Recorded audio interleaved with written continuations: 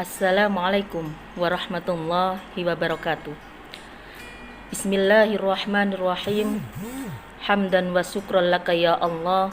Salatan wa salaman alaika ya Rasulullah. Qala Allah Ta'ala fi kitabihil karim.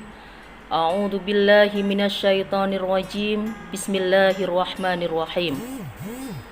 Rabbis shrahli sadri wa yassirli amri wahlul 'uqdatam min lisani yafqahu qawli. Al-ayah amma ba'du. Anak-anakku, siswa-siswi SMK Wahid Hasim yang insya Allah semuanya sholih-sholihah.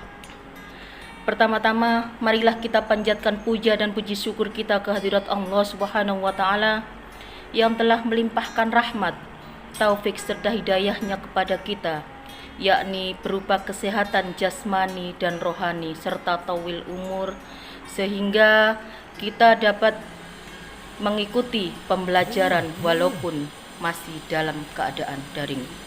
Allahumma sholli ala Sayyidina Muhammad.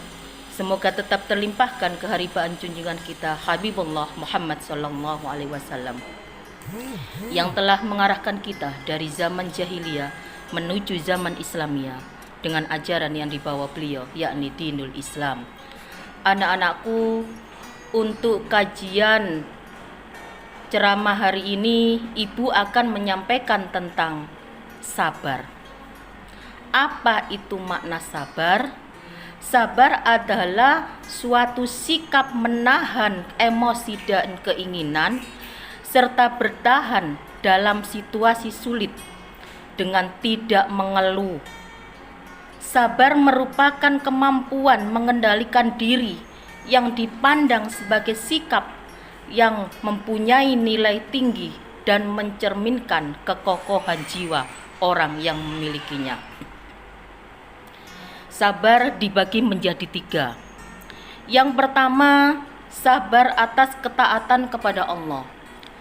Sabar atas ketaatan kepada Allah itu yaitu sabar dalam menjalankan perintah Allah, seperti sholat wajib 5 waktu, sholat sunnah, puasa, sholat witir, sholat tarawih.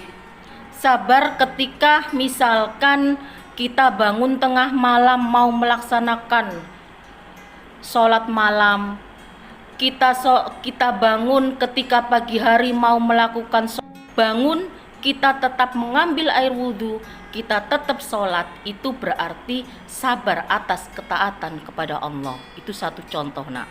Jadi melakukan suatu perintah Allah walaupun toh rintangannya itu sulit, tapi tetap dilakukan, berarti itu sabar atas ketaatan kepada Allah. Yang kedua, sabar atas hal-hal yang diharamkan Allah. Contohnya menahan hawa nafsu, menjauhkan diri dari kemaksiatan yang ada. Semuanya itu dilakukan dengan niat memenuhi perintah Allah. Jadi sabar atas hal-hal yang diharamkan. Kalau sesuatu yang dilarang Allah tidak dilakukan, itu contohnya. Yang ketiga, sabar atas ketetapan yang pahit.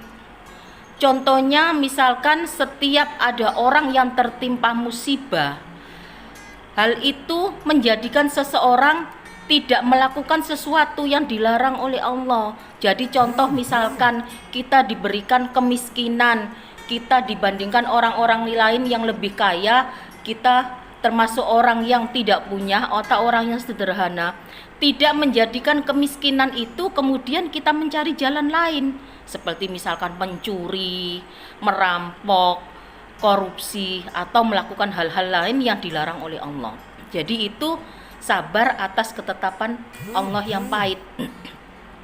Contoh misalkan sekarang musim pandemi corona seperti ini adalah suatu ujian di mana kita bersabar atau kita menggerutu atau kita komplain kepada Allah. Kadang kan ada orang misalkan diuji sama Allah, kemudian dia berdoa, ya Allah seenake, yang lainnya kok enggak seperti saya, kenapa kok saya seperti ini? Nah, itu berarti dia enggak sabar. Bandingkan kamu misalkan dikasih Allah kenikmatan, temanmu dikasih Allah kenikmatan, kamu iri. Kamu misalkan yang lainnya, ya Allah kenapa kok teman saya bisa naik motor, saya hanya naik sepeda, misalkan seperti itu. Itu adalah suatu bentuk protes yang menunjukkan bahwa kamu tidak sabar, nak.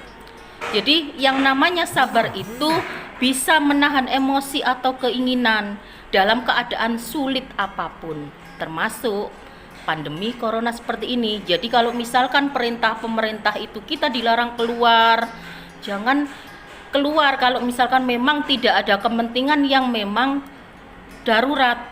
Jadi patuhi. Suatu bentuk protes yang menunjukkan bahwa kamu tidak sabar, nak.